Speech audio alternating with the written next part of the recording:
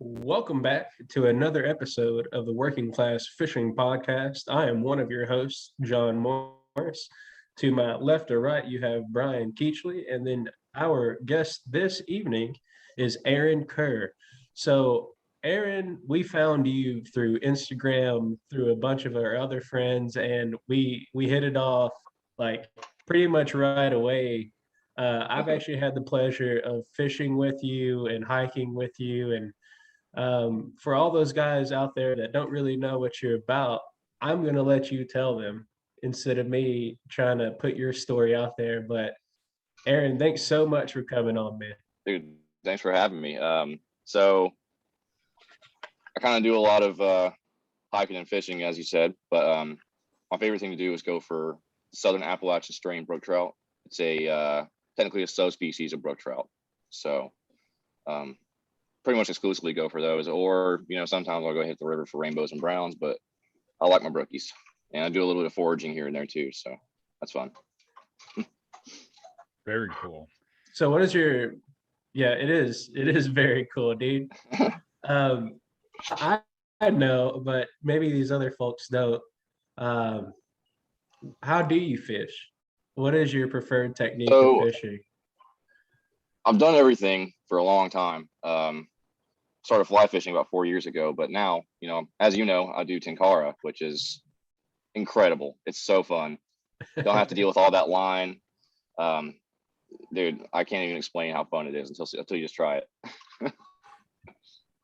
Dude, Arran took me out into a national forest on a destination to be unspoken, and that's for preservation purposes here. There's a lot of locals that know about that place, but we'll keep it that way. Arran, he had me hike up this mountain, and I'll go ahead and tell this whole story. It's Sean Miles, myself, and Arran, and it just so happened we all had the opportunity to meet up and go fish together, right?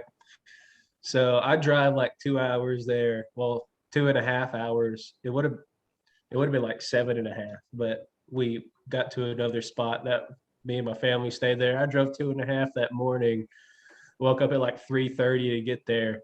And Sean drove up there the night before, stayed at this hotel that was questionable. And then, so we all meet up with Arran, and we make it there. And then this sign, by the way, we're going through, this is like haulers.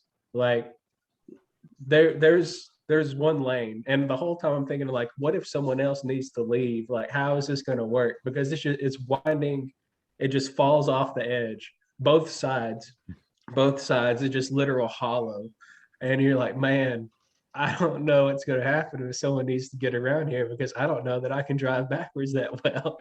Anyway, we're after hitting all these potholes and worrying about getting stuck, and we're talking about like, man, Arran, what if it was snows up here? And he told us, he was like, yeah, me and my buddy went up here in a Civic one time, and we had to get out and put stuff under the tires to get it up. Anyway, we make it up, and it says 2 miles, right? It says 2 miles. We're like, all right. Can't be right. We're like, there's no way. So we get up there to the second parking spot, and we're like, all right, it's 2 miles to where we're going, right? Because that's what the sign said. Mm-hmm. No, it wasn't 2 miles. We found that out on the way back. But anyway, Arran is like one of the best hikers I've ever met. The dude just doesn't stop. He's just like this human dynamo. He's just drinking water, smoking cigarettes, and hauling ass up this hill. And the whole time he's pointing out all these beautiful trees and these flowers, and he's giving us a chance to take it all in, and he's telling us about it because this is his home, right? Mm-hmm.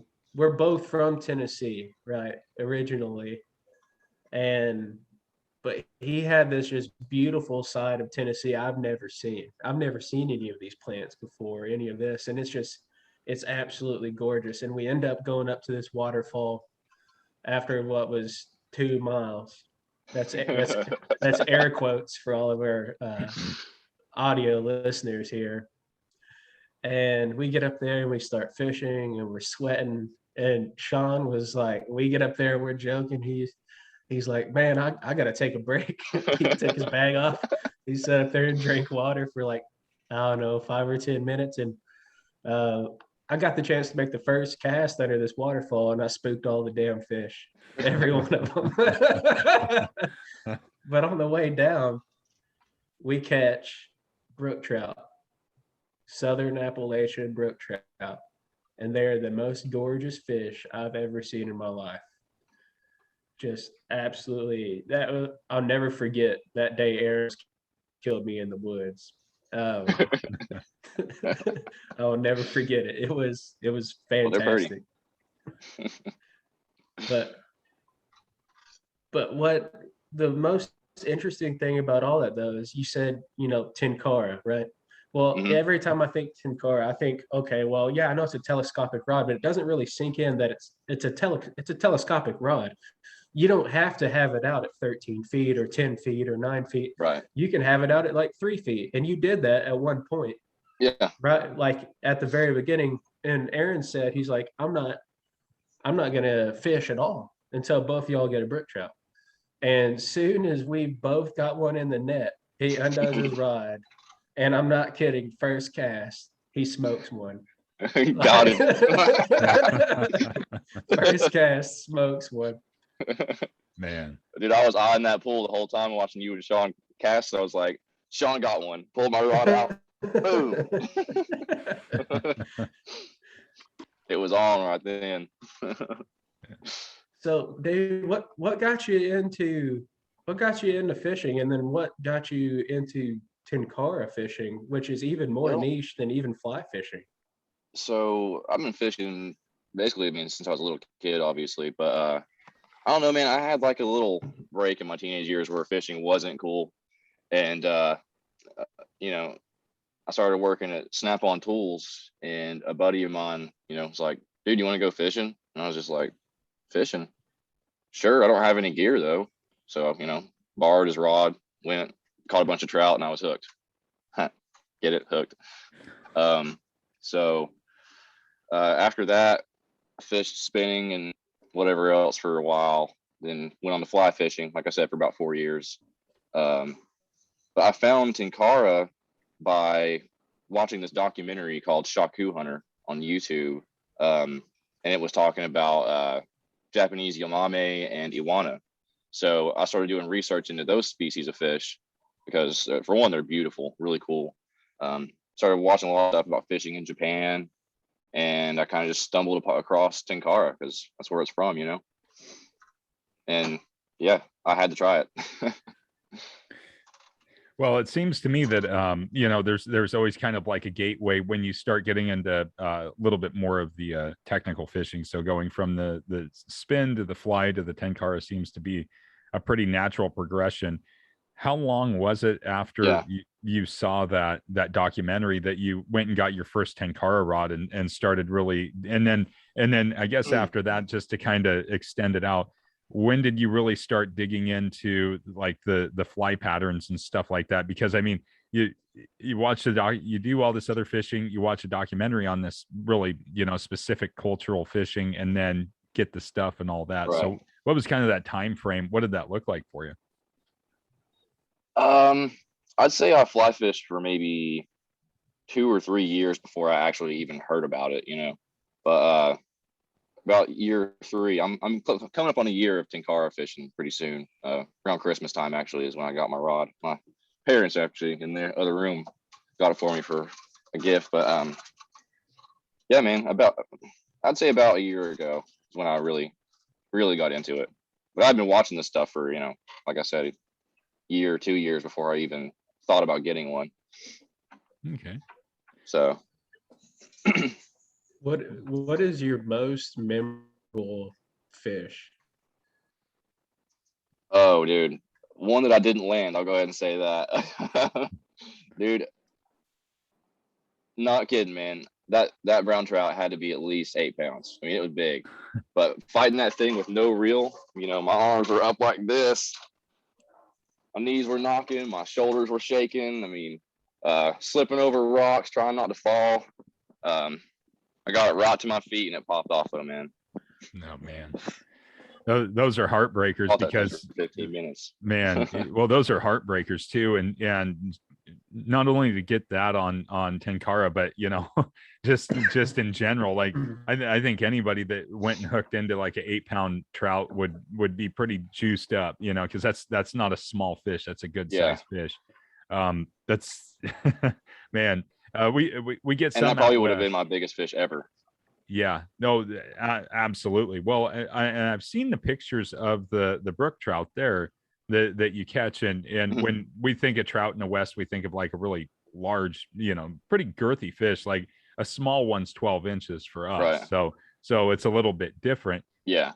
Have you ran into other trout species there that are larger than those brookies, or are you just mainly focusing on the brookies, or is that just Yeah. a prevalent population? That's mainly just what I like to go for because of the fact that I'm always hiking as well. I mean, they're the same sport for me, man. Hiking and fishing are hand in hand for me. But no, I've caught a couple of really nice rainbows. There's actually a picture on my Instagram. I'll send you a link later. But it was like I'd say a 4-pound fish. You know, really nice rainbow.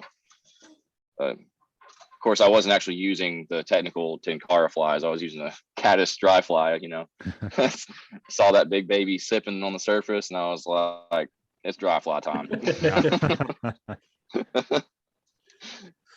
So that was awesome too, though, man. I actually landed that fish in like 30 seconds, believe it or not, on Tenkara. So Wow, crazy. That's pretty good. I horsed her in, man. I horsed her in. So there's a technique that you were using that, even though it's the same cast and it's the same idea behind it, it's completely different between Western fly and Tenkara, and that's the bow and arrow cast. Mm-hmm. That's one of my favorites. The Tenkara bow and arrow cast is lethal. It is actually lethal. I've seen it firsthand of how effective it is in really tight areas. Yeah, man. Yeah, it's awesome. It's so satisfying too when you get that perfect cast and it just lays down perfectly up underneath that brush. Love that. Now, with those types of techniques that you're using and all of that stuff, are you targeting bass also on with Tenkara? Are you going for the bass or other warm water species? I've only done that one time, and that was when I was visiting my family in Florida. I actually hooked up on probably a 3-pound, you know, decent little largemouth bass. Mm-hmm. I wasn't really using any Tenkara flies that time either, but I had this big, long, green, like rabbit leech looking thing, streamer. I just kind of pitched it out there. I was honestly trying to catch these big, huge bluegill I saw spawning. You know, they had their beds and they're running back and forth with each other and chasing off minnows and stuff. But you know, I just casted that out there. Didn't even think a bass was going to go for my streamer. But sure enough, here he came. I just watched him slowly come up, sip. I was like, oh yes. Yeah. But yeah, man. What that was fun. No, that sounds like fun. Do you think you're going to probably end up pursuing some more warm water fish on Tenkara as time goes on, or are you going to kind of save that for the trout? Probably not in my area because there's honestly not a lot of warm water here. Bass fishing is pretty tough here unless you have a boat. My home river actually, it has smallmouth in it, but there's like one smallmouth for every 50 trout, I swear. And I've seen people just take the bass and throw them up on the bank because they're like, this is a trout stream. And I'm like, dude, I hate those that. bass are native here, man. Yeah. Those bass are native here. They're supposed to be here. The rainbows and browns ain't. Yeah. Here because of stocking, dude. Yeah. Yeah. That just runs all over me though, man. Yeah, I hate that. And you see it, you know, here in the West, well, where I'm at, the bass are not native, but people still, you know, pull the bass out and throw them up on the bank anyways. You know, they'll do it with any fish, and it's like that's just a waste. So totally hear you on that. That's frustrating for sure. I'm a firm believer though, if you're gonna keep a fish, cool, but at least, or kill it, you know, at least eat it or something. Absolutely. Yeah, that kills me, man. Yeah, people are always throwing fish up on the bank here. That's clearly an issue between all of the United States because we're three very different areas Hmm. and people are still just throwing fish on the bank. Yeah. It's anywhere you go, man. Assholes everywhere. Yeah, exactly.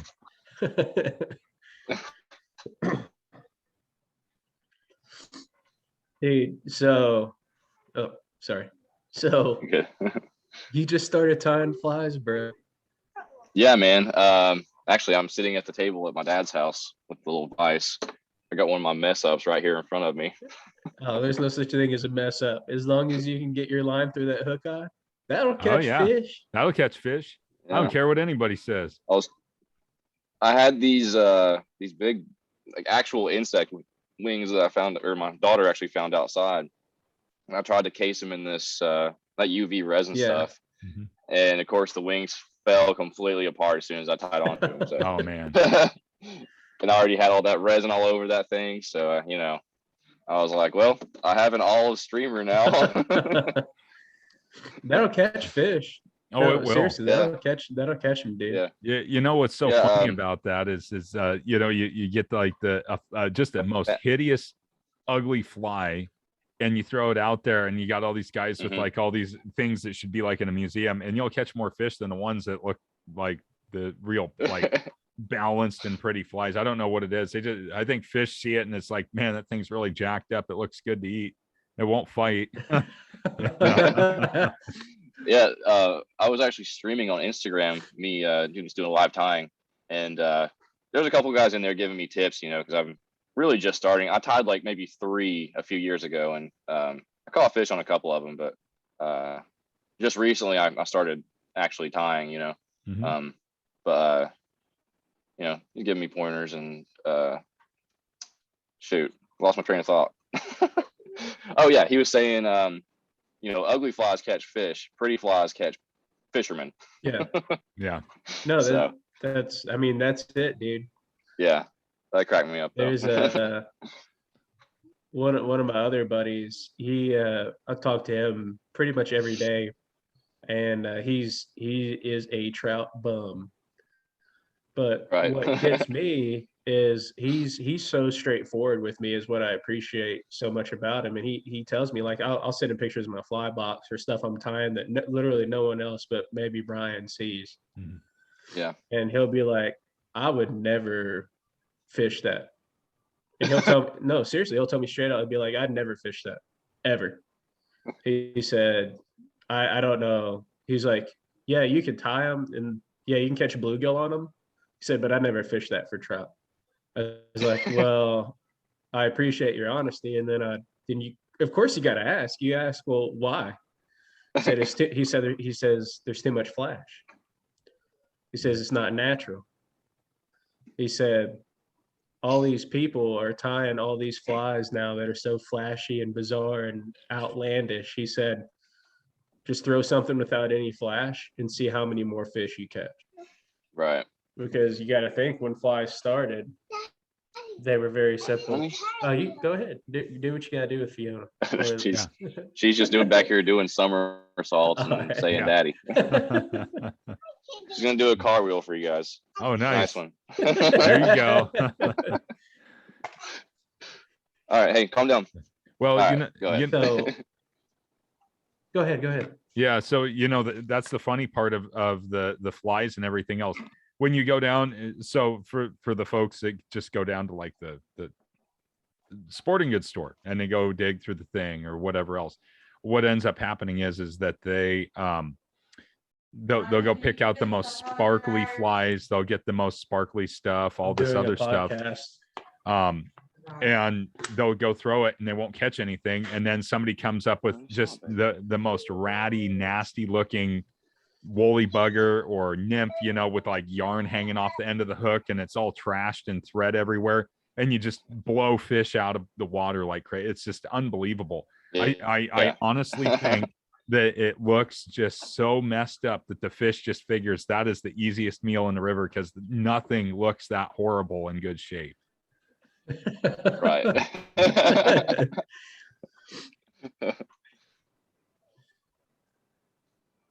It's interesting. Oh, kind of wanted to touch up on John and I's little excursion. I knew he was from, dude, when we got back to my house and we were like, all right, man, we'll see you next time. And he opens his arm up for a hug. I was like, he is from Tennessee.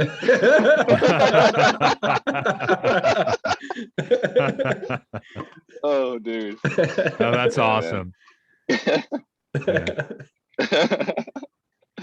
Yeah, I know you guys had a really good time there, you know, and I saw the pictures, just beautiful scenery that you live there, you know, that you have access to, especially, you know, in that section of Appalachia. It's just, you know, the granite and the streams and the way that the water comes out, you know, the stream, the springs that feed the streams. It just looks incredible. I mean, I would love to see that someday personally. It's awesome, man. I don't do a lot of fishing on the big rivers. I kind of struggle on those still, so for some reason, even though I've been fishing them my whole life basically. But something about a small creek, man, you go up there and just wear them out every time you go. Yeah. Dude, I'm telling you, I'll never forget that trip. Dwarf Dolly Partons. Hey, you guys were Dolly Partons. Yeah, so John kind of told me where you guys were going, and that was kind of the funny part was he was saying, yeah, we're gonna go up here, blah blah blah, and I look it up, I type in the town, and it's like, dude, that's like Dolly Parton's place, and I was like, this looks like a freaking theme park here, you know, like there's like, you know, I think it had like some kind of mountain roller coaster. It's like, you know, it had I don't know what, I had heard of the town.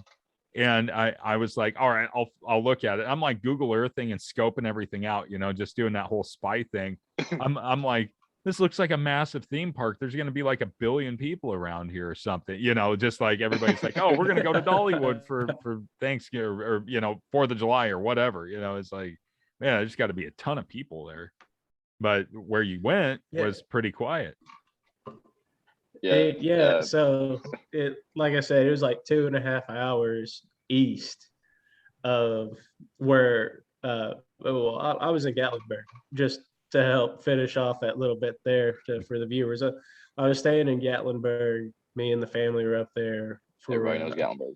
For like a really short vacation for summer for the kids, right? So and then got out I had a little bit of time, went and fished with there, but dude, Arran, I got to Arran's town and I was like, I mean, I don't want anybody to take this the wrong way, but I did not. The town looked like this podunk like farm town, right? Like where I grew up. But the first person I literally see is this guy with bright neon green hair walking this tiny dog on the side of the street. And I was like, this is not the same podunk town. I was like, this is a completely different breed of town. Yeah. Well, I think you saw that a little clip that I put on, I think it was Facebook, but this dude's running down barefoot, walking a mini horse down the sidewalk. Yeah. You know, I was like, yeah, man, I told you we got some characters here. Dude, that sounds like Portland, honestly, where I'm at here. It's like you can see somebody walking a mini horse and picking up the crap off the sidewalk and throwing it at somebody else. You know, it's sounds like they're a little more polite in your town. Not a lot of people walk though. I mean, yeah, you see people walking, but it's not like some big city where, like, you know, the sidewalk's shoulder to shoulder, you know. Yeah. So there were several misheard things on that trip. By the way, Dwarf Dolly Partons, right? That came from Dwarf Dolly Varden, that's how they're said, right? Yeah, Dwarf Dolly Varden. Yeah, Dolly Varden, but I didn't hear that. I was in the back, right? Did we lose connection, Brian? No. I'm listening to this. I'm putting together fish etymology in my head. Anyways, go ahead. Oh yeah. Yeah. So I'm in the back of the struggle bus on the way down the mountain, and Aaron's talking to Sean. He's like, "Yeah, Dwarf Dolly Varden," and I was like, "Did you just say Dwarf Dolly Parton?" And There is one other that's not so family friendly, but it was this Jeep, right? And we're looking at this. This is down in the parking lot. And there's like 3 cars there. It's ours, and then this other vehicle, and then this Jeep. And as we're walking out of the brush, Aaron's looking over at this Jeep. He's like, "Man, that looks like a machine gun mount." And I was like, "No." It's like, "There's no way." We get over there, and sure as shit, this is a machine gun mount. This is like an old military Jeep that this person had restored, and they had taken out there, and it said "War Wagon" on it. Oh shit! And then Sean was like, "Did you say whore wagon?"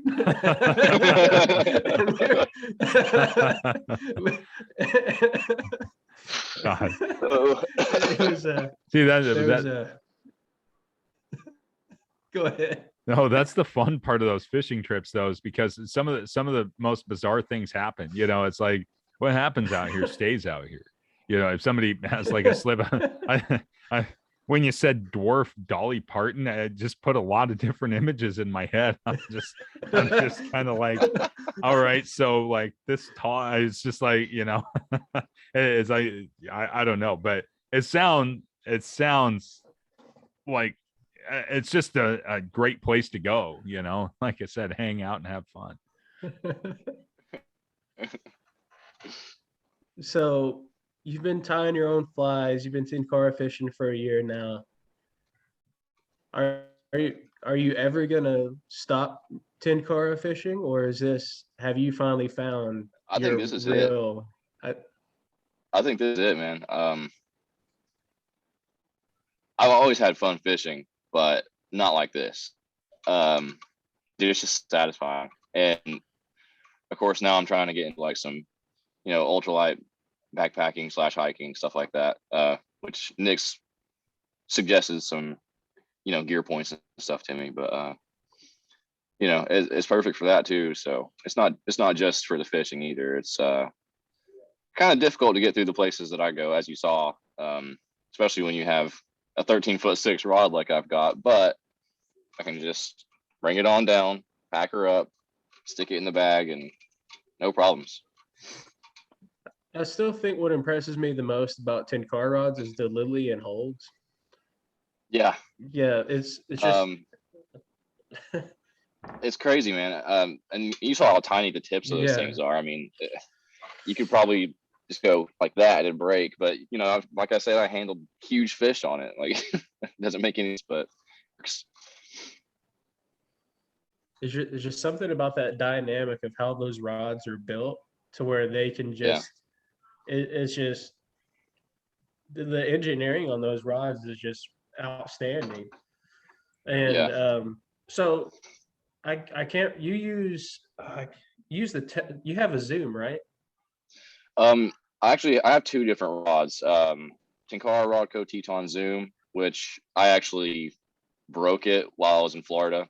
It wasn't anything with the rod being faulty or anything. It's my fault. I took it apart to clean it, and I don't know if I put it together wrong or what, but it just will not go back down. Like I could take everything I got in my tiny little arms, and it does not budge. So I still got to send it off and get it fixed. But the other one, which Justin gave me, it's a Tenkara USA Imago. It's actually a pretty beefy, stout rod. Not exactly for rookies and stuff, but it works. So as far as like other gear and all that kind of stuff, so you have a couple rods and you have a pretty good selection of flies. I believe you got the Akari fly box also. I got those, and then I got it's the Akari S. It's not actually like a fly box. It's like mostly like a line holder, but there's 2 little magnets where if you have a fly on your lines, you can kind of stick them on and they'll stay in there. But I'm wanting to get some more of those things because they're so nice, dude. So nice. So you had your leader, not your actual leader material, but your line was different than what I'm traditionally used to seeing for Tenkara Uh-huh. fishing. What kind of line did you have? Because I know there's furled Let's leaders, but see. yours was the other one. Yeah, I was using the hybrid line, I believe, Yeah, that's on right. that trip. So It's got like a piece of furled on the end, but most of it is basically like that PVC fly line.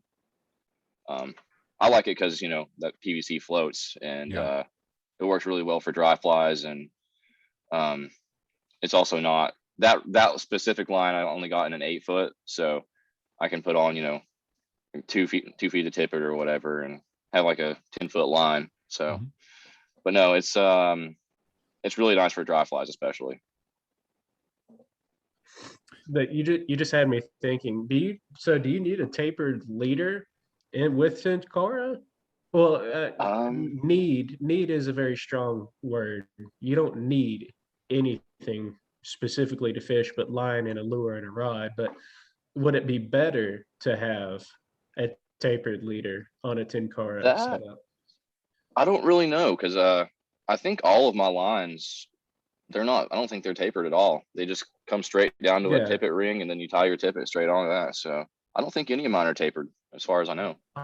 I wonder if a weight forward fly line to a tippet ring would be better for a Tenkara fisherman.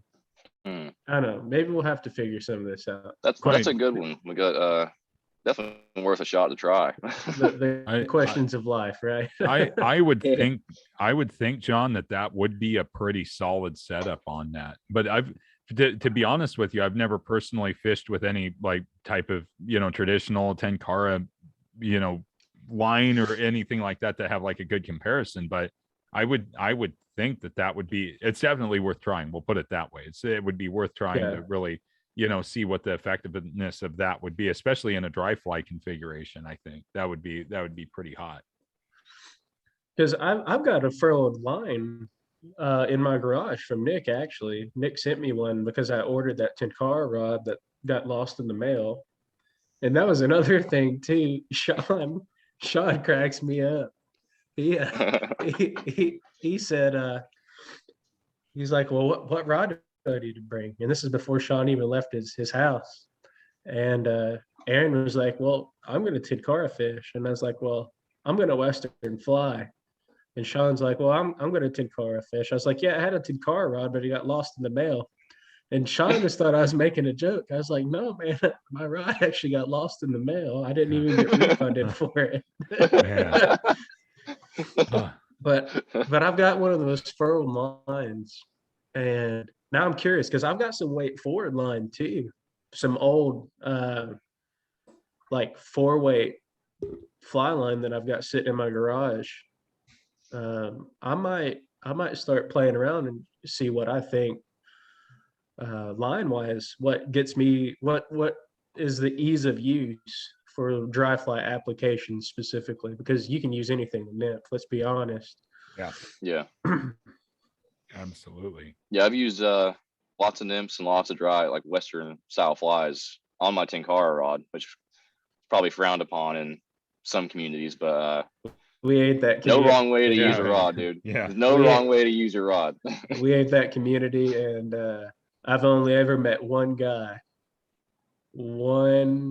absolute We know douchebag in a him. Tenkara, Yeah, we know him. only one. And let me tell you, I can taste my kabari, son. Like that dude can eat one. All right. He's I just throw this out there for y'all, right? Dude's an American. All right. Tenkara originates from Japan. Okay. So gatekeeping as the second owner, I'll say, for lack of a better term, of this is completely horrendous and idiotic. It's not our sport, first off. We adopted it from another country. It was it was it was made popular and brought over here by a dude that sold his company, by the way. He don't even own that anymore. And now you're gonna sit back here and act like you lived in Japan for like 30 years and fished with the great Tenkara fisherman over there, which by the way would probably slap you for being such an asshole. Yeah. Like, Yeah. Yeah. yeah, Dr. Ishigaki would not put up with that. No, Like he's a wholesome guy, man. he is, Yeah. he is, and like those Ishigaki that sensei. yeah Yeah. those great couple over there that Nick's flies got out to. Oh They yeah, dude, they they're awesome. they were just fishing with Ishigaki Sensei Yeah, not long ago, and they were fishing with Nick's flies. Like, but this guy wants to come down here and say that Nick's doing it wrong, Yeah. and you're doing it wrong, and Justin's doing it wrong. I don't think everybody's doing it wrong, Chief. I think you're doing it wrong. dude. Apparently, they told Nick that Dr. Ishigaki said Nick's flies look awesome, and he can actually see Nick's passion in his tying, you know, and Nick's over the moon about it. Of Oh, course, yeah. you know, that's his idol right there. He's like, dude, one of the greatest Tenkara masters on earth. Just complimented my flies. Yeah. Yeah, that's pretty awesome, dude. You know, that I think anything in the artistry and passion that you have will definitely reflect in the work that you output. So when we talk about, like, you know, Nick's fly tying, it is incredible because he loves it so much. It's not because he feels like he has to do it. Yeah, It's because he loves doing it, and that's what he wants to do. You know, as you bury yourself deeper into lure making, flies, everything else, yours will show that love and passion too. It's like John's soft plastics. I can take people out on the river that never caught a bass before, put those plastics on, and they're like, man, these are way better than the Berkeley ones I bought. And they'll beat them against rocks. I'll tell them, hey, smack the side of that bridge pillar and just let it drop dead, you know, and they'll be fishing all kinds of stuff, and those things hold up, and you can tell it's because John cares about what he does. You know, when you love what you do, it definitely puts out a better product. That's incredible though, that you know, Nick got that notoriety. But what's so cool is that Nick gets that notoriety, and he's still the same cool guy that we all like to get along with and hang out with. It's not like this club of, like, you know, if there was somebody with 2 followers on Instagram and they contacted Nick could still give them the same courtesy that, you know, somebody with, you know, like 20,000 followers would, you know. There's also that human element of personality for him. You know, and just to elaborate on what John said, and I don't want to, you know, track off too deep, but it's funny to me that there are people out there that do the gatekeeping thing. I think it's a mental illness, to be honest with you. The more I think about it, I think that the people that do the gatekeeping are have a serious mental illness. It's a control issue or something like that. It's like, if people don't do things the way that I do, then they're wrong, and it's because I want to control what other people do en masse. It's almost like a sociopathy or something like that. It's like, what it benefits nobody. But anyways, I don't want to go on a negative rant. But you display a lot of stuff in regards to your fishing on Instagram, and I think that you know, it's super cool.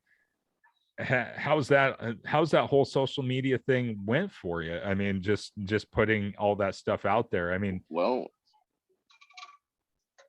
frankly, great. Kind of to add to the whole gatekeepers, there was a guy that, after I talked, you know, that Shaku documentary I talked about, I found this guy's YouTube channel. I'm not going to say his name, but, you know, I watched his videos basically religiously because he was the only person I could find that really had a lot of Tenkara videos.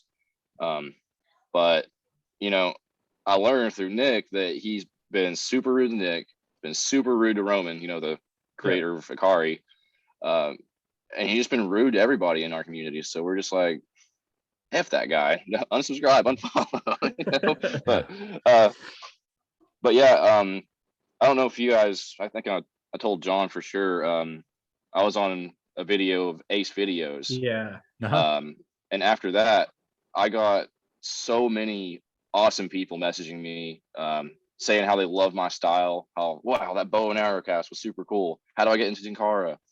I don't know how many people did that, but a lot. I got a lot of messages, and it's been awesome, dude. Yeah. Made me really happy to see all these people wanting Dude. to try it. And yeah. Yeah, Ace is a cool guy. He did a lot of videos. He started out here in my neck of the woods, doing like catfish and bass and sturgeon and everything else. So he's super cool dude. I love his stuff. Super nice guy. Yeah. Yeah. I actually met him at a little park in the middle of my town. I was fishing with my brother and a couple of his friends, and he pulls up and was like, "There any good fishing around here?" And I was like, "Ace videos?" And he was like, "Yeah." So we were like, "Dude, do you want to come down here with us and we'll show you a couple spots?" And he's like, "Yeah, sure." So, we didn't really catch much. He actually did end up catching a nice like 16-inch rainbow. My friend Steve, or my brother's friend Steven, was like, "Yeah, there's a bunch of leeches at the end of this little what do you call it, like drain or whatever." And he was like, "If you put on like a little tube or something, you might get one." And I was kind of thinking, really, Steven, a tube for trout? And sure enough, Ace throws it out there, first cast, boom, 16-inch rainbow. And I was like, all right, serious? Steve. All right. I was like, "Steven, I'll never doubt you again." Wow. Yeah. Very cool. Yeah. And then we're like, "Dude, we're going to go to this other spot and fish for some big browns at night. Do you want to, tag along then too?" And he's like, "Yeah, sure." So he followed us down there, and we exchanged numbers and everything and talked about that video for about a year. But, I mentioned awesome brook trout fishing and maybe a little bit of mushroom foraging, and he was in. So we went and did that just a few weeks ago, and it was awesome. That's awesome. I was waiting for a chance to bring it up because you said it right off the rip, and I was like, well, it's a fishing podcast. Let's wait till we get in a little bit. Dude, you do mushroom foraging, and that scares the shit out of me. Like, like, not that you do it. I just ain't going out in the woods and picking a damn mushroom, except for morels. I know what a morel mushroom looks like. 100 you're picking, you could die. So for anyone that thinks they're going to go pick a mushroom and throw it in a soup, don't do it. Yeah, and there's even so dry land fish, right, is what we call it. I think those are morels, right? Morels, yeah. Yeah. But there's even a false one of those. I think pretty much every mushroom species has a false. The only thing that I think is supposed to be foolproof is, don't quote me on this either, guys, please. Yeah, I think it's called lion's mane.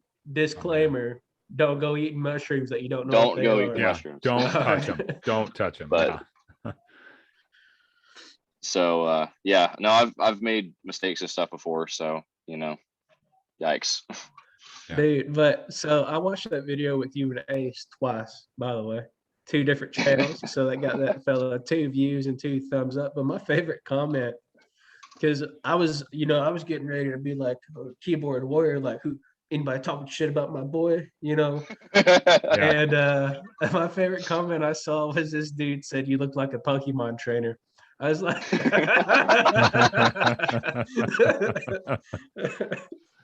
oh man. Yeah, there was a couple mean ones, but they kind of made me laugh. One guy was like, "Arran gives me serial killer vibes." It's always funny. Yeah, the funny part is just these people like roam around YouTube and something pops up, and then they make just some obnoxious commentary, and some of it's funny, some of it's like, I really think that the people hate themselves or something. I don't know. They just get up in the morning and punch the mirror out. They're just like, bang, like that, punch the mirror out. He warned me about that too. He was like, before we even started filming, and he was like, this is going on YouTube, so if someone says something mean about you or whatever, don't sweat it. It happens all the time. Like 45% of the comments are going to be mean ones. So yeah, It's just the other part of it that I equate it to is just people are jealous that you can do something that they have no desire or drive to even try themselves. I mean, I'm sitting there like, I don't care. You're like living vicariously through me right now. So Yeah, thanks. exactly. Yeah. That's like people that watch this that They gonna hurt my feelings. yeah, it's all the people that like listen to this and watch this, it's kind of like, oh, that's cool that those guys are doing it. I don't think that we've ever really had a negative comment from anybody in any of our stuff, but it's kind of funny though that somebody as benign as Ace, because you go watch his videos, he's like, dude, this guy's cool. Like he set up that game cam where he put like old food and chicken out, and he's like, I just want to see what comes here. Yeah. And like he sets out some chicken, and this guy pulls up with a Pizza boat in the woods. Yeah, pizza in the woods, and this guy pulls up with a boat, and his dog's over there sniffing, and the guy didn't mess with the camera or anything else, waves at it, jumps back in his boat, drives off, and then like a heron comes and like gags down this chicken leg, or I can't remember what it was, but it was awesome. And it's like people were like, that's blah blah blah. I was like, do you people like really hate your life that much? Is it really that is living and breathing that difficult? I mean, come on. I don't claim to be the most positive person in the world, but damn, man, there's some people that like really hate life. They just like hate them. It's like it's a raccoon eating a raw chicken leg. What's wrong with it? It could be in the middle of a garbage can. You're gonna get mad about that too? I mean, come on. It's so silly. Dude, people think raccoons are like just these furry little cuddle bugs of the night. Man. No, dude. No, they're trash pandas. They're evil little bastards. Trash pandas. Yeah, trash pandas. Yeah. Drop the F-bomb there. Yeah, well, I just saw myself a couple times. Oh, they're evil little bastards. You should see what they do to a chicken. I've had them strung up over my fence in the backyard down the other side of the neighbor's yard. He wakes up, he says, hey, man, I don't know what got a hold of this chicken, but damn. He holds it up, it's got his head disconnected and neck pulled out and strung. I mean, I'll tell you what, the neck on the neck on a chicken, man, it's got like a 1.5 foot vertebrae that just strings out. That stupid ass raccoon goes and they're bad, man. And then you got it just looks like Freddy like butchered somebody and drug him over the fence. They are not nice, man. They're evil trash pandas. That's what I call them. Yeah. I mean, that one guy's got it dialed in though. That older fella that sits on that bench and he feeds them hot dogs. Yeah, man, he's got it dialed in now. You got like 50 or 60 of them coming up on his porch, and you're just like, oh, here you go. Here's your hot dogs. Oh, like, dude, how much money do you spend on hot dogs? Man. People love to watch it though. I love watching it. Yeah. We'll dump a bucket of marshmallows out and then bring the hot dogs. Marshmallows and 9 Lives, just mix it together, put out a bucket of water so they can shove the whole, it's like Rice Krispie treats, but with cat food, Yeah. It's kind of nasty. Dude, have you, so I've been to your town. I know what's around you, right? And you do have a lot of cold water, except for that even that one reservoir there is cold. Like, trying to think of which one. The one we passed on the way up. That had the marina with the cart that I said we ought to stop and fish them, but we ain't got time. Oh, yeah. Right, yeah. Yeah. Yeah, it's cold. Next time we're gonna get on those carp though. But dude, I'd love to do that. We get kicked out quick, but that's what get on one of them carp real quick and then get out. Man. But what I mean with it being just all these cold water adventures, pretty much, what is the most bizarre catch you've had? Because I've caught a clam on a nymph, and not just once. I've done this more. They're mussels, actually. They're not clams. Yeah. But I've caught mussels on nymphs a lot now, like trying to catch catfish on my fly rod. What is your most bizarre catch that you've had? I've probably got a couple here. So recently I was doing a slam on Nick's Ikari fly drop, and I ended up hooking a snail on a little killer bug. But worse than that, man, I'd say probably getting a northern hogsucker on a Rapala crankbait. I mean, and it was hooked in the mouth too. I didn't snag it at all. It was hooked in the mouth, like that sucker. I mean, that thing must have been starving or something. I was just so weird. I was like, this doesn't feel like a trout. It's just, I was using a spinning reel at this time, obviously, but I was like, that doesn't feel like a trout at all. It's not even fighting, it's got weight and it's moving, but there it came, and I was like, what in the hell is this thing? It's the weirdest looking fish I've ever seen.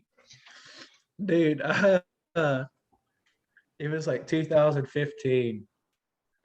And all right, dude. It was like 2015. And me and my dad are out on Cordell Hall fishing, and I'm throwing this white, like, Rapala Shad Rap, the 6-foot diamond one. Mm. Dude, and you made me think about this with the Rapala, and I'm just reeling it in, and I swore I was hung, right? I hit it, and I was like, I was so pissed. I was so mad because it was hot that day, and I was just fishing like crap. At this point, I hadn't fished in like 4 years, and I'm reeling this in, and it just stops. I was like, I got this stuck in a log, and I'm starting to pull it, and it's coming up. I was like, okay, well, I was like, it can't be a log because I'm pulling it up. Maybe I broke some of the brush loose, and I'm pulling it up, and then it starts to fight, right? But it's not like a big head shake or anything. It's just pushing down, and then I'm pulling it back up, and it's just pushing down. I was like, this is a fish. And anyway, I get this up to the top, and it's this creature from the Paleolithic era, dude. It's a damn snapping turtle. I swear the shell on it was covered in moss. This son of a gun, its shell was as big around as a trash can lid. I'm not even kidding, man. We didn't even grab the paddle. I reached out there with like the net, and I'm like smacking it on the head, trying to get it to spit my crankbait because I don't want to cut my line and leave this crankbait in this turtle's mouth. Yeah. And I'm smacking it in the head to get it to open its mouth, and I swipe that crankbait out of its mouth, and that sucker goes right back down to the depths. Yep. No way. Dude, you want to catch weird fish and have weird adventures, fish Rapalas. Yeah. Because Yeah. they catch Definitely. everything. They catch everything. I'm sure you could throw one out under the underpass right now and catch all kinds of crazy stuff. That actually reminds me, speaking of turtles, man, I've actually also caught a turtle. This happened in Florida though, not in my neck of the woods. We were fishing in this lake that's completely covered in lily pads. I mean, you can barely even cast in there because there's so many pads. But I was throwing a topwater frog, trying to get a big old bass or bowfin, and oh, headphones died. Let me just turn the Bluetooth off. Can you hear us through the speakers? Yeah, I can hear you guys. Okay, good. That stinks. Well, that's fine because we can't actually hear us through the speakers. Oh, okay, cool. Yeah. I want to go ahead and stick these on the charger just so I can maybe put them back on here in a bit. But so I'm throwing this topwater frog, and it gets blown up on. And I was like, oh, cool. Set the hook. That would have been my first topwater bass, by the way. Still haven't got one. But it was moving, and I was like, it was heavy. It was super heavy. And I was like, dude, I've got like the state record Florida largemouth or something. I could have swore that I had the biggest fish that had ever been caught in that lake. And, because it was moving like side to side kind of, but it didn't feel like a fish, I could tell it wasn't a fish, but I knew I had something alive on there. So I was like, maybe it's just a massive fish because I've never felt like that before, Well, my stepdad's like laying on the ground ready to like double fist this bass that he feels like is coming up, and it's a huge soft-shell turtle, dude, like 15, 16 pounds maybe. Soft-shell turtle eating my topwater frog, and he was like, well, cut your line, I guess. I was like, hell no, that frog was, $6. So I step on that turtle's back and get my pliers out and start working on that thing. And it's kind of moving his head like he's trying to bite me, but he's got a big frog in his mouth, so he can't do anything. And I got my frog back, by God. But yeah, man, that's wild.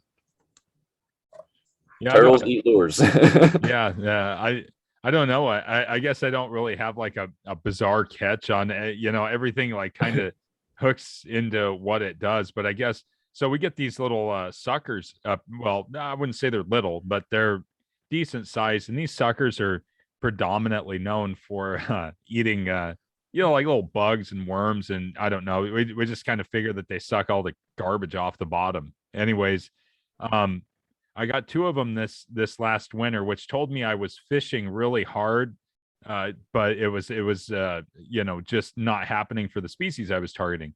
The first one I got on a copper spoon, which I never caught a sucker before on a like a shiny copper spoon. And this isn't like like one of your old like Red Devil spoons. This is like a P line spoon. Anyways, it's like kind of a slight S to it. I got one on that. I was like, well, this is the dumbest thing I've ever caught.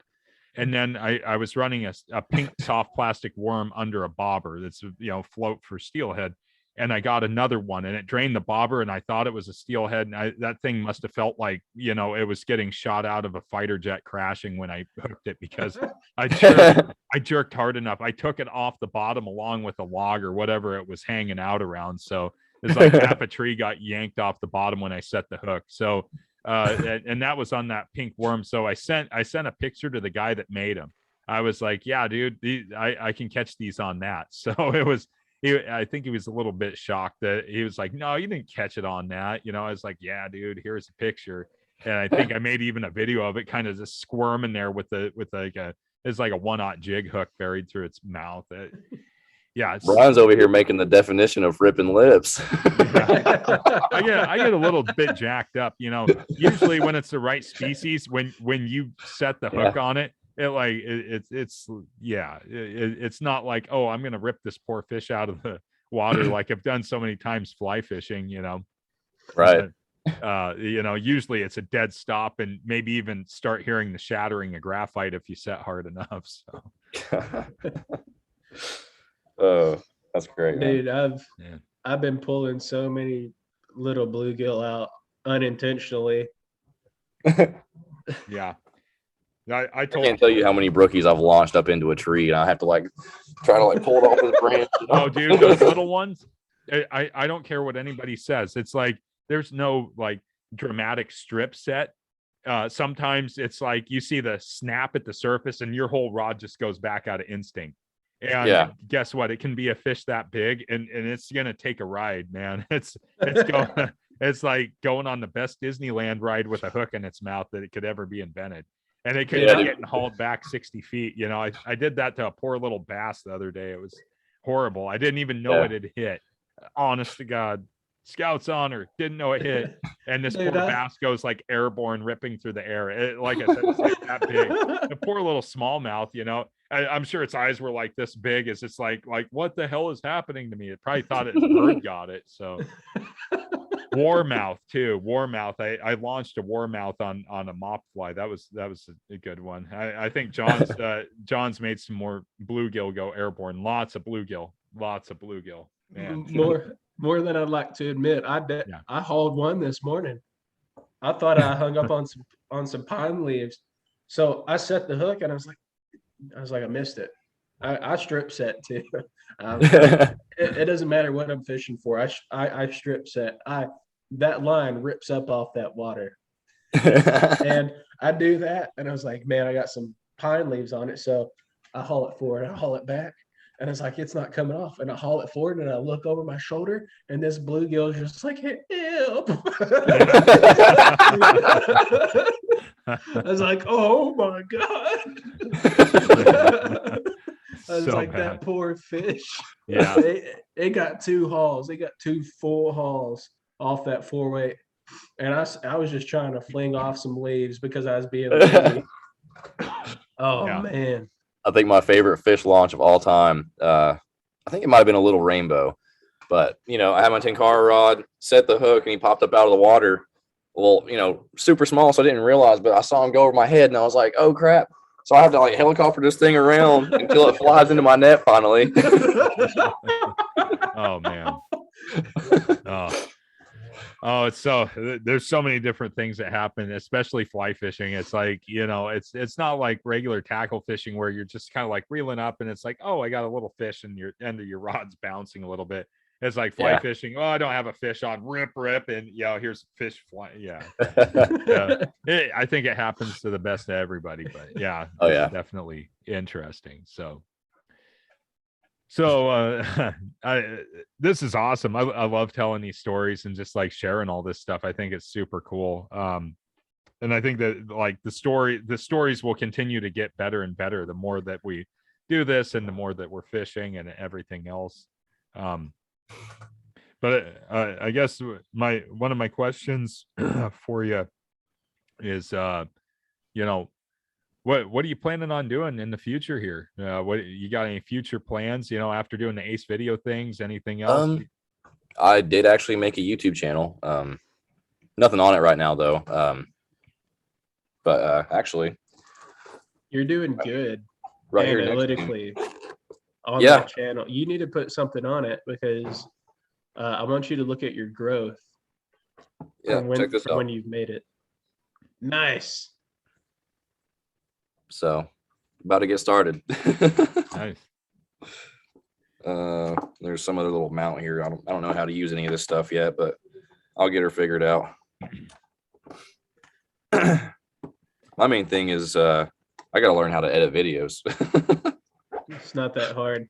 I will help you as much as if you really want the help, I'll help you. Yeah, I'm gonna need the help for sure. So, but yeah, after all that positive feedback, man, I had tons of people that just asking, "Do you have a YouTube channel?" Like, no. Maybe I should go ahead and make one and secure my name because I figured after somebody saw that and started like following me on Instagram, someone's gonna be like, "I'm gonna make a YouTube channel with Appalachian," Yeah. So I went on there and made my profile and secured the name. So, yeah. Very Coming good. soon. Nice. Can't wait to see. I've got a question for you. Okay. Are you I've already asked you this. When are you going to get your guide license? Oh, dude. Shoot. I don't know, man. I've had a few people tell me I should do that. So you've had maybe more than a few people tell you should do that. Maybe we'll see. Honestly, I don't even know what that entails, so I'll have to look into that. You should. But that'd be pretty sick.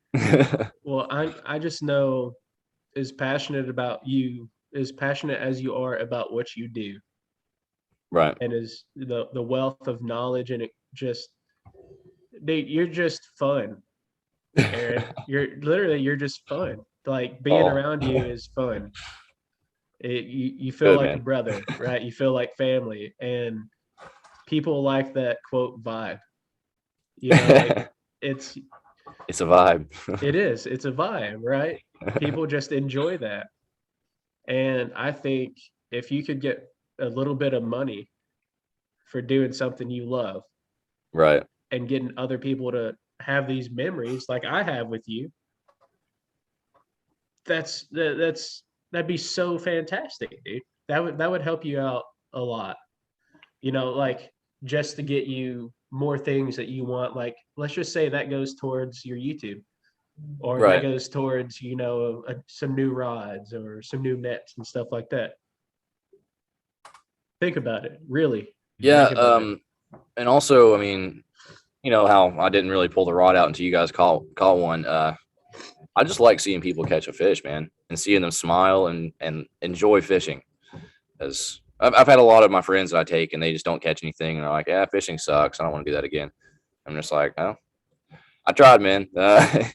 But you can't go catch one every time. That's why it's not called catching. Yeah. So that's fine. I mean, to each their own. No biggie. I always notice, because I do take a lot of new anglers out myself. Depending on what you can get the folks on, what species you can get them on. Sometimes it can be just red hot and really good, and sometimes it takes a little bit more time. And I notice, when I go and take like a guided trip, I'll go with somebody to a new river system that I've never fished, or maybe I have very limited knowledge on per species. And so that's when I'll take a guided trip. Otherwise, I spend a lot of time fishing myself and just kind of figuring it out. Yeah. But you know, it takes a special person, I think, to really understand the complexities of fish, because I've heard people say, oh, well, bass are easy to catch. And it's like, that depends on what you're doing, where you're at, and how things are going. There's a lot of incidental things that come into play. They are living, they're looking for things, and so people sometimes just don't give fish the intelligence credit that they deserve, as far as like, being smart enough to know, like, hey, this isn't a natural food source. You can't like take a rooster tail and go string a Senko on the back of it and expect to catch something, consistently. It's probably not going to work too well. Or take a fly rod and do something kind of funky with that. It's probably not going to work too well. It might work. You never might get know. A couple naive fish here and there, but that's it. It might just be like, well, shoot, I'll just throw this out there and maybe I'll catch something, maybe I won't. But the idea is that, you kind of, you do that. And if you find people that really enjoy fishing, they enjoy the pursuit, the puzzle, all that kind of, like what we do. Yeah. I think that's the difference, is like, we enjoy trying to figure out what the fish are doing. We're the ones over there retying our lures. We don't just go down to the river with one lure. You don't go down with one fly. John doesn't go down with one sack of plastics or, one pattern of fly. We go down with a bunch of different stuff, and we're like, okay, let's see here. I'm going to try this, and I'm going to try this, and I'm going to try this. And let's see what happens with this, or this. And that's a part of that whole puzzle of like, outwitting the fish. And so when people are like, oh, fishing sucks, well, it's just not, they don't view it like that. Some people like the once or twice a year thing, which is totally cool. Some people, I'm insane. I do it every day. So I literally pull in my car. I see a good fishable run, I'm out. That's it. It doesn't matter. I don't have to have a specific scenery. It's like, it can be the biggest sludge cesspool in the world, but if it looks like it's got fish, I'm fishing it. So it don't matter. Yeah, man. But that's cool that you take people out too and introduce them. I mean, so and it seems like for some reason when I'm by myself, I just absolutely tear them up. But when I'm with somebody, dude, nothing, just about nothing all day long. But I mean, I have had days with buddies. My buddy Frank actually just got a Yari from Tenkara Rodco. And I don't know if it was, I think it was right before I went for Florida, my Florida trip. He didn't actually have his Tenkara rod yet. So he was using my Teton. And dude, we each caught like 20, 25 brook trout that day. So it was really awesome to see him actually being able to catch a bunch. And, I like seeing people catch fish, like I said before. And it's not just this adoration for fishing or, all this stuff. It's, you have to want people to catch fish more than you want to fish to be a guide. Yeah. And see, I am bad sometimes to like run ahead and cast and then catch every fish in the pool. And then my buddy gets up there and I'm like, cast on in there, man. Knowing there's not any fish left in there, we need to move up. But I just move fast. That's what I'm used to doing. But no, like, I keep bringing up the trip with you and Sean. It was just awesome being able to follow you guys and be like, yeah, I've caught fish right here. I've caught fish right here. This is a good spot. This is my favorite spot, So yeah, that was pretty awesome, man. Dude, literally the first spot we came up to, you're like, yeah, I've caught fish here before. And I bow and arrowed a topwater there and it got slammed. Yeah. And I set into the fish. I stung it, but it came off. And I was like, yeah, Aaron knows what he's talking about. I was like, this is the next Kabari Sage right here. This is there you go. Cool. Oh man. But no, man, I've caught brookies out of holes, I swear, that are like that big around, If it looks like decent it's going to have a fish in it with a lot of these streams. So, there's no wrong place to cast. I know, well, unless the water's like that deep, but no, man, I tell people all the time, like, you don't have to just fish the riffle. You don't have to just fish the foam line. You don't have to just fish the waterfall. Like, fish every little pocket, and there's probably a fish there. The first one I caught was riffle was up here, foam line, and then behind it in the slack water, I threw up behind this rock that was there that was just a little bit deeper. Yeah. And as soon as it hit the water, I couldn't really see it, so I cast back again. As soon as it hit, it floated on the left side of this rock, and boom, it got slammed. I was like, this is going against literally everything that social media tells you. And it's like, I'll get to that conversation with one of our guests down the road, because I've been waiting to have this conversation with him. But social media is bad for fishing in a lot of ways. It really is, man. It's just a lot of elitism, it seems like, and I don't know. It's just not cool. I don't know. I can't stand seeing someone be like, no, you have to match the hatch. You have to do that. You have to do this. And I'm just like, you don't have to do anything, dude. Yeah, you ain't got to do a damn thing. Well, it's funny, to hear people like, no, that's absolutely wrong. This is the way you do it. It's like, is that fact or opinion? That's what I always ask myself when in those cases. Is that it's opinion? Yeah, everything in fishing is opinion. Now there's people that give you advice on things, and once you start learning a little bit about the fish themselves, it's like, okay, that makes sense. That might work. It's one thing you can try. It's not the end all method, but it's one thing you can try, and you can put some effort in with it, and it should or might work. But yeah, social media, who knows if 2/3 of what's on there is real or not. That's the other thing. It's the internet, who knows if it's real or not. It's a very vain platform of seeing things. So, it's like, absolutely. Well, it could be, it couldn't be. I think we talked to last week, we talked to Sierra about that. We were talking in and amongst ourselves, and it was just like the vainness of social media with the pictures and the weird poses and the branding and all this other stuff. It's like, come on, it's not real necessarily. So yeah, it can definitely get over the top. Oh yeah, it gets silly in my opinion, but so kind of back to the whole, like I said, matching the hatch thing. A lot of Tenkara anglers mainly use like one fly and don't really switch up a lot, but I am trying to kind of like narrow down my boxes and stuff, but I still sometimes enjoy flipping rocks just to see what's there. And you know what, this fly I have looks kind of like that. I do have fun doing that. But I enjoy both ways. I don't think there's a wrong way to do it. Yeah. Well, dude, like, I think matching the hatch is stupid, personally. I'm just putting that out there.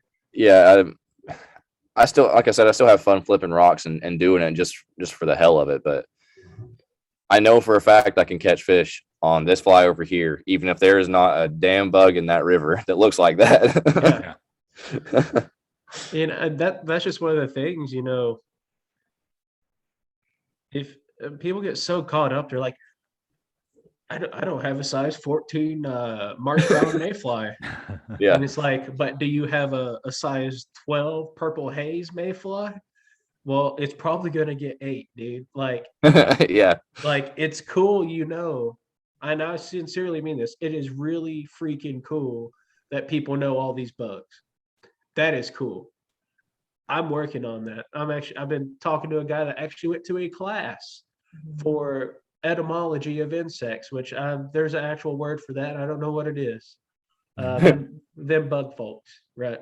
Bug folks. and it's awesome that they can do that. But if I flip a rock and I see a nymph as long as I've got a nymph, I'm matching the hatch in my eyes. And if I make 10 casts with that nymph and I don't catch a fish, guess what's getting thrown on there? A mop fly. Yeah. Yeah.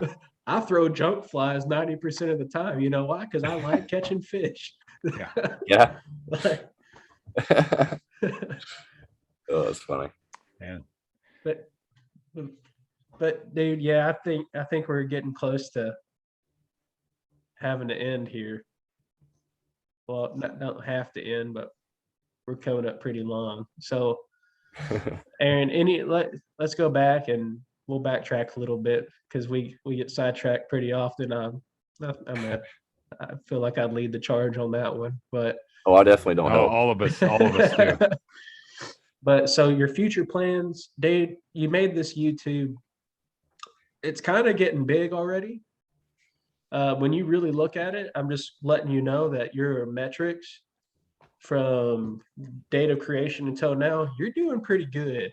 Right. You need to get something on there post haste. Okay. Yeah, I'm thinking probably gonna do like a little channel trailer first, just so somebody has something to look forward to. Do an introduction. Put some clips of releases and tell everybody who I am and this is this and that's that. I'll have my first real video after that, hopefully. Well, dude, you get your clips and I'll help you edit it. Your first one, I'll help you, and then everyone after that, I'm gonna make you do. All right. All right, man. No, seriously, but I mean it. I'll help you. All right. Absolutely. Do you have any other plans, man? Like fishing wise? So I want you to grow. So yeah, man.